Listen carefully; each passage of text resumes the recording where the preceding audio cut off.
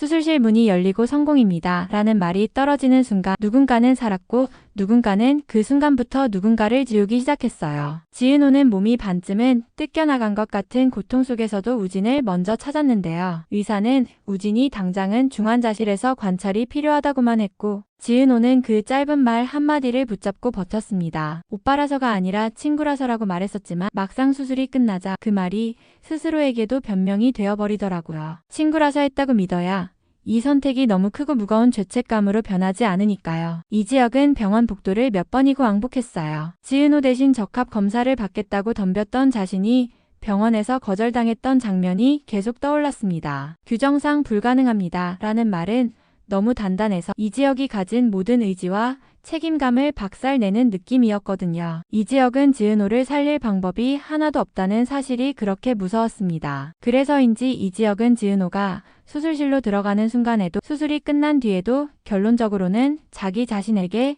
계속 화를 내고 있었어요. 내가 그때 고백을 거절하지만 않았어도 내가 조금만 더 이런 생각이 아주 현실적으로 아주 지독하게 달라붙는 거죠. 박성재는 더 복잡했는데요. 박성재는 지은호를 마음에 두고 있지만 지은호의 시선은 여전히 이지혁 쪽에 가까웠습니다. 박성재는 그걸 잘 알면서도 이지혁을 탓할 수도 없었어요. 이지혁은 자신의 절친이고 동시에 지은호가 가장 의지할 수 있는 사람이기도 하니까요. 그런데 박성재를 진짜 숨막히게 만든 건 따로 있었습니다. 그 병원에 고성희가 있었다는 사실이요. 수술실로 향하는 엘리베이터 앞에서 박진석, 박성재, 고성희가 마주치는 순간 공기 자체가 갈라지는 느낌이었어요. 박진석은 원래 호탕하고 거침없는 사람이지만 그날만큼은 눈빛이 너무 날카로웠습니다. 박진석은 지은호의 이름을 들었을 때 단순히 그 친구가 공여자구나 정도로만 넘어갈 사람이 아니었거든요. 박진석은 계산이 빠르고 사람을 볼 때 사정을 먼저 읽는 스타일이었어요. 고성희가 그 앞에서 자연스럽게 거짓말을 던지려는 순간 박진석의 눈썹이 아주 미세하게 움직였고 박성재는 그 표정을 놓치지 못했습니다. 고성희는 그 자리에서 최대한 아무렇지 않은 엄마처럼 굴었는데요. 문제는 고성희가 아무렇지 않게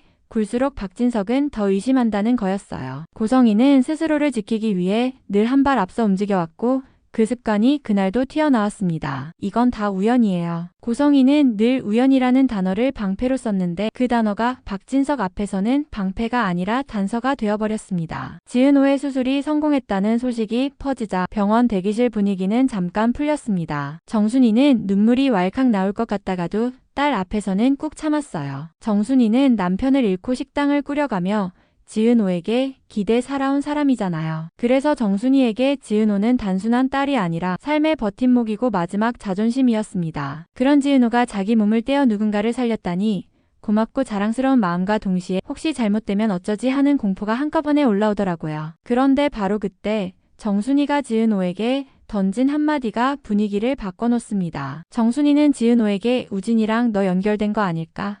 같은 말을 흘리듯 했는데요. 지은호는 처음엔 그걸 그냥 아픈 애를 오래 봐서 엄마가 감정적으로 과몰입하나 보다 정도로 넘기려고 했습니다. 그런데 정순이가 꺼낸 건 감정이 아니라 기억이었어요. 정순이는 오래전에 남편 장례식장에 유독 집요하게 나타났던 누군가의 얼굴을 떠올렸고 지은호가 힘들 때마다 3일 내내 장례식장을 지키고 한 달 넘게 가방을 들어줬던 우진의 행동을 떠올렸습니다. 그건 착한 친구라는 말로만은 설명이 안 되는 집착 같은 헌신이었거든요. 지은호는 스스로도 이상하다고 느끼기 시작했어요. 수술 전까지는 친구라서라고 말하면 마음이 정리되는 것 같았는데 수술이 끝나자 그 말이 오히려 더 불안해졌습니다. 혹시 그 말이 거짓이어서가 아니라 진실이 너무 커서 내가 감당이 안 되는 건가 싶은 거죠. 지은호가 혼잣말처럼 나 왜 이렇게 무서워요? 라고 했을 때 정순이는 대답을 못했습니다. 정순이도 확실히 알고 있는 게 아니었고 확실하지 않다는 게 더 무서웠거든요. 출생의 비밀이라는 건 확실할 때보다 흔들릴 때 더 사람을 미치게 하니까요. 그리고 그 불안이 고성희에게는 기회였습니다. 고성희는 그날 이후로 움직임이 더 빨라졌어요. 박영라와 이지환을 동시에 압박하기 시작했는데 그 방식이 아주 고성희답게 잔인했어요. 고성희는 이지환에게 사직서 써라고 말하며 해고를 예고했고 박영라에게는 넌 내 딸이야. 내가 내 인생을 책임져 같은 말로 마음을 옥죄었습니다. 겉으로는 보호처럼 들리는데 실상은 통제였어요. 박영라는 그걸 너무 오래 겪어왔기 때문에 처음에는 숨을 쉬는 것조차 엄마 눈치를 봤습니다. 하지만 박영라는 달라지기 시작했어요. 박영라는 보증금 300에 월세 30으로 작업실 구했어요 라고 말하며 반격했는데요. 이 말은 단순히 작업실을 구했다는 사실이 아니라 엄마 손 밖에서도 살 수 있어요 라는 선언이었습니다. 고성이는 그 말을 듣는 순간 웃는 얼굴로 칼을 꺼내는 사람이 됐어요. 고성이는 웃으며 그래 우리 딸 다 컸네라고 했지만 그 웃음이 박영라에게는 그럼 더 세게 묶어야겠다로 들렸습니다. 이지환은 더 난감했는데요. 이지환은 3년 사귄 여자친구에게 배신당하고 삶의 의욕이 꺼져 있던 사람이었잖아요. 그런데 박영라를 지키는 일이 생기면서 이지환은 오히려 살아있다는 감각을 다시 붙잡기 시작했어요. 아이러니하게도 고성이가 이지환을 압박할수록 이지환은 도망치면 또 진다는 생각을 했습니다. 하지만 동시에 이지환은 내가 남아있으면 영라가 더 위험해질 수도 있다는 현실적인 공포도 느꼈고요. 이지환은 자신이 살아온 방식이 늘 그랬듯 누군가를 지키기 위해 자신을 포기하는 쪽으로 기울고 있었습니다. 그때 사건이 터졌습니다. 오토바이가 갈지자로 달려들며 누군가를 칠 뻔한 그 사고요. 겉으로는 흔한 교통사고처럼 보였지만 너무 정확한 타이밍이었습니다. 이지환과 박영라가 우진의 병실을 찾았던 날 고성이에게 들킬까 몸을 숨겼던 날과 정확히 겹쳤거든요. 박영라는 그날 밤 손이 떨려서 컵을 제대로 잡지도 못했습니다. 이게 우연이에요. 박영라는 고성이 앞에서 차마 끝까지 말하지 못했는데요.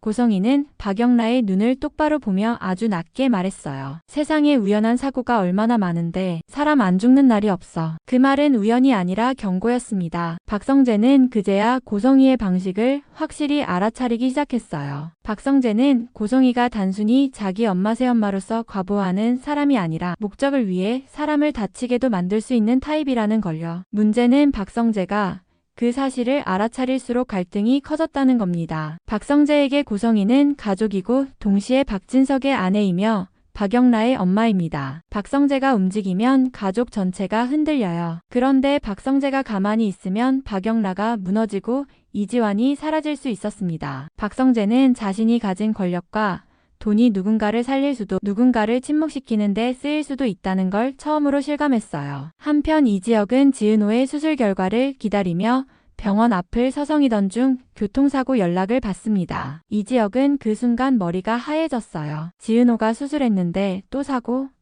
이런 생각이 먼저 튀어나왔고 이지혁은 숨도 제대로 못 쉬면서 뛰기 시작했습니다. 이지혁은 늘 정직하고 올바른 이상철 밑에서 자란 사람이잖아요. 그래서 이지혁은 인생이 열심히 살면 버틴다 쪽으로 믿어왔는데 그 믿음이 흔들리고 있었습니다. 누군가가 아기를 품고 움직이며 열심히 사는 것만으로는 못 막는다는 현실을요. 병원에서 지은호는 잠깐 눈을 뜹니다. 의식이 또렷하진 않지만 지은호는 누군가의 손을 찾았어요. 그리고 우진에게 손을 내밀듯이 말합니다. 우리 내일 잘해보자. 이 말이 왜 이렇게 아프게 들리냐면요.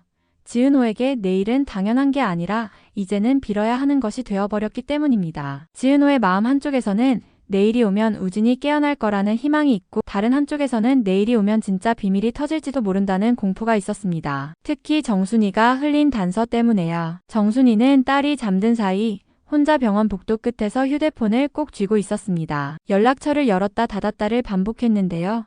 그 이름은 오래전에 지워야 했던 사람이었습니다. 정순이는 그 이름을 누르면 지금의 삶이 무너질 것 같았고 누르지 않으면 지은호가 더 위험해질 것 같았습니다. 정순이는 결국 전화를 걸지 못하고 내가 뭘 숨기고 있는 거지라고 혼잣말을 했습니다. 정순이는 지은호에게 의지하는 엄마이면서 지은호에게만은 끝까지 숨기고 싶은 죄책감도 가진 사람이었거든요. 그리고 고성이는 한 발 더 나아갑니다. 고성이는 박영라에게 이상훈 무사장 이야기를 꺼내며 너 계속 만나고 싶다더라고 말하는데 이 말이 사실상 통보였어요. 박영라는 그 순간 깨달았죠. 엄마가 나를 사랑해서 그러는 게 아니라 내가 엄마의 계획 안에 있어야 하니까 그러는 거구나. 박영라는 반항심이 올라오면서도 동시에 오싹함을 느꼈습니다. 엄마가 진짜로 마음먹으며 자신이 아끼는 사람부터 먼저 다치게 할 수도 있다는 걸 봐버렸으니까요. 여기서 박영라의 또 다른 비밀이 살아납니다. 박영라는 사실 웹툰 작업을 해왔고 그 웹툰은 엄마에게 길들여진 딸의 이야기였는데요. 박영라는 그게 단순한 창작이 아니라 자기 자신을 살리기 위한 기록이었다는 걸 인정하게 됩니다. 박영라는 생각합니다. 이걸 세상에 내보내면 엄마가 멈출까? 아니면 더 미칠까?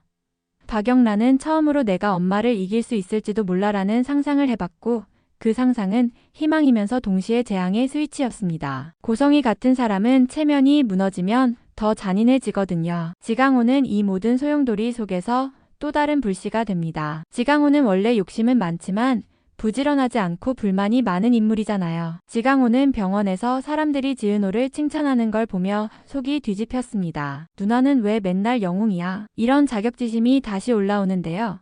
지강호는 그 감정을 정면으로 해결하지 못하고 엇나가는 방식으로 터뜨릴 가능성이 큽니다. 지강호가 우연히 듣게 되는 말 한 조각, 예를 들어 쌍둥이 같은 단서가 지강호에게 들어가면 지강호는 그걸 돈이나 분노의 무기로 써버릴 수도 있어요. 지강호는 그렇게 사건을 키우는 사람이 되기 쉽습니다. 이수빈도 움직이기 시작합니다. 이수빈은 계산에 밟고 손해보는 일을 싫어하잖아요. 이수빈은 병원에서 박진석 쪽 사람들과 스쳐가며 이 상황이 단순한 수술이 아니라 권력 싸움으로 번질 수 있다는 걸 눈치챕니다. 이수빈은 이지혁에게 오빠, 지금 이거 우리 집까지 휘말리는 거 아니야?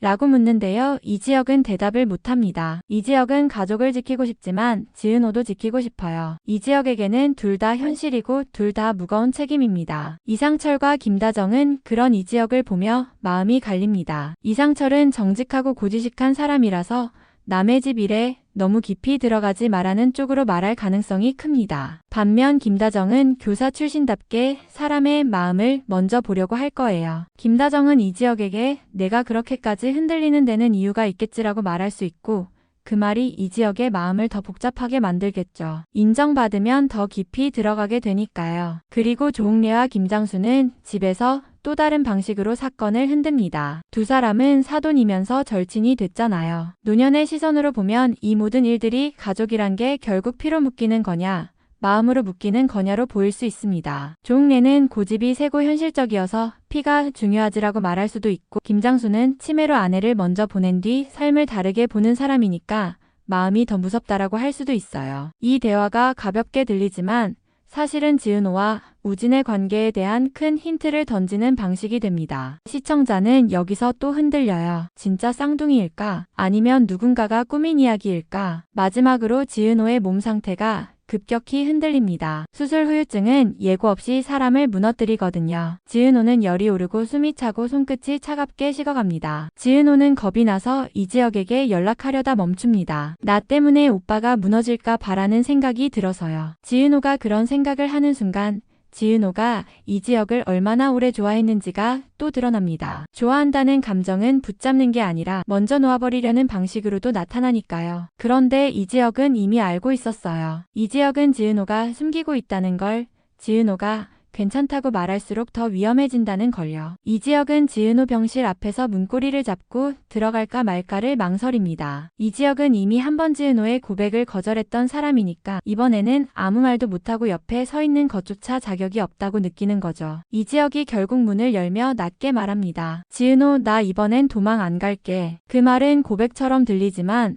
사실은 죄책감에 대한 약속에 가깝습니다. 이지혁은 아직 사랑을 말할 준비가 없고 대신 책임을 말하는 사람입니다. 그리고 바로 그때 박성재에게 전화가 옵니다. 박성재는 전화를 받자마자 얼굴이 굳습니다. 영라가 집에 갇힌 것 같아. 박성재는 그 한마디로 이해해요. 고성이가 움직였다는 걸요. 고성이는 사람을 한 번에 부수지 않습니다. 먼저 고립시키고 다음에 약점을 잡고 마지막에 선택지를 하나만 남깁니다. 박영라에게 남는 선택지는 이상훈 부사장일 수도 있고 혹은 이지환을 버리는 것일 수도 있어요. 결국 36회 이후의 전개는 이렇게 흘러갈 가능성이 큽니다. 우진이 깨어나서 지은호를 보며 어떤 말을 할지, 정순이가 끝내 걸지 못한 전화가 누구에게 향하는지, 고성이가 없애려는 사람이 정말 이지환 하나뿐인지, 그리고 박영라가 세상에 내놓을 웹툰이 단순한 고백인지 아니면 누군가를 무너뜨릴 증거인지요. 지금까지는 간이식을 둘러싼 살리는 이야기였는데요.